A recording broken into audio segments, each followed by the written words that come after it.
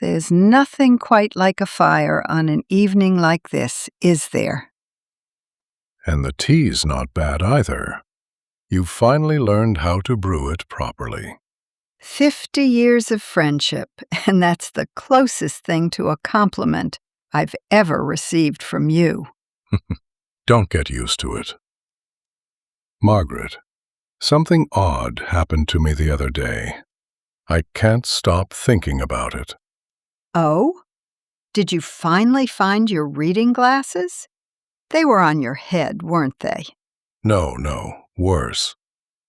I was walking past the market, and these young people came up to me with a camera and a microphone.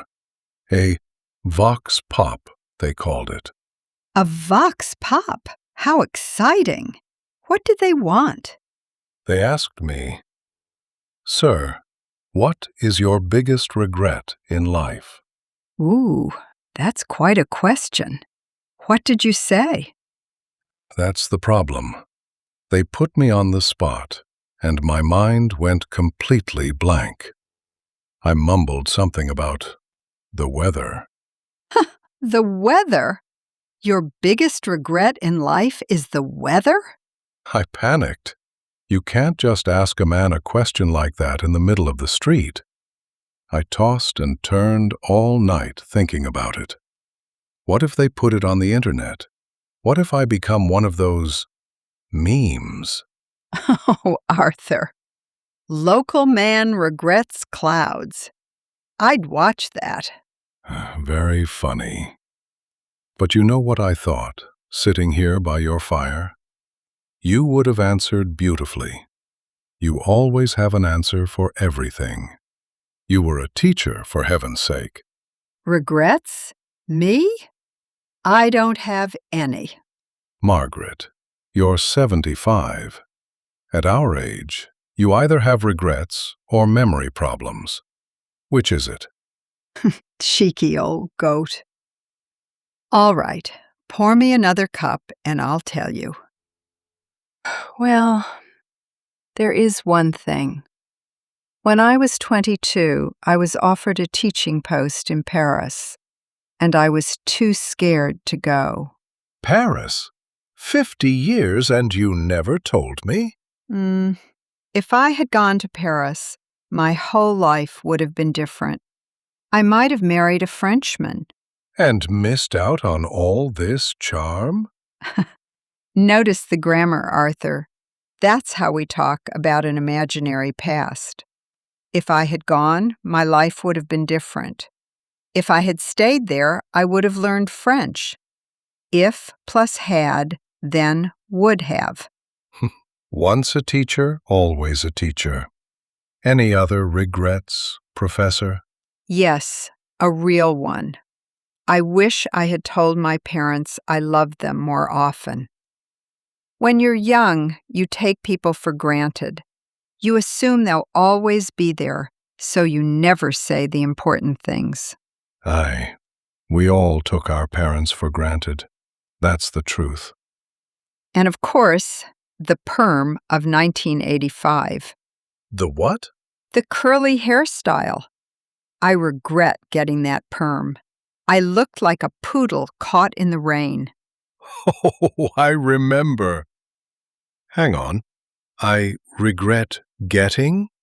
Not I regret to get? Well spotted. After regret, we use the ing form. I regret getting the perm. I regret not going to Paris. Right, your turn. And the weather is not an answer. Fine. My triumph. My motorcycle. I sold it in 1979 when our first child was born. I regret selling that bike to this day. Arthur, you'd break a hip just looking at it now. It's not about riding it, woman. It's about having it. I shouldn't have sold it. Ah, shouldn't have sold. That's how we criticize our own past. I should have gone to Paris. You shouldn't have sold the bike. Should have plus the third form. Marking my homework again. There's another one. The Spring Dance, 1968. There was a girl. I stood by the wall all evening and never asked her to dance. She was the one that got away. The one that got away. That's what we call a person we lost, a chance we missed forever. I should have asked her. I know, Arthur. I was there. The band played 3 slow songs. 3. Well, hindsight is 20/20, as they say. Everything looks clear when you look back. At the time, you understand nothing. But there's no point dwelling on the past, thinking about it again and again. It changes nothing. Since when did you become so wise? Since 1968, apparently. You know, Arthur, at our age, regrets are just proof that we really lived. But it's all water under the bridge now. It happened long ago. We can't change it. So we let it flow away, like water under a bridge. Water under the bridge. I like that one. And what was the other one you always say? About milk? There's no use crying over spilt milk. Meaning, don't be upset about things you cannot fix. The milk is already on the floor, dear. Crying won't put it back in the cup. 2 idioms in 1 minute. The reporter should have interviewed you, not me. Obviously. So, if they stop you again, what will you tell them? I've been thinking about that. I'll tell them the truth. My biggest regret is that I didn't sit by this fire with this annoying woman 40 years earlier. Sentimental old goat. Drink your tea before it gets cold. You know, I do have one more regret. A fresh one. From today. Oh, and what's that? I regret eating all your biscuits while you were talking about Paris. Arthur, that was a brand new packet. Well, no use crying over spilt milk or eaten biscuits.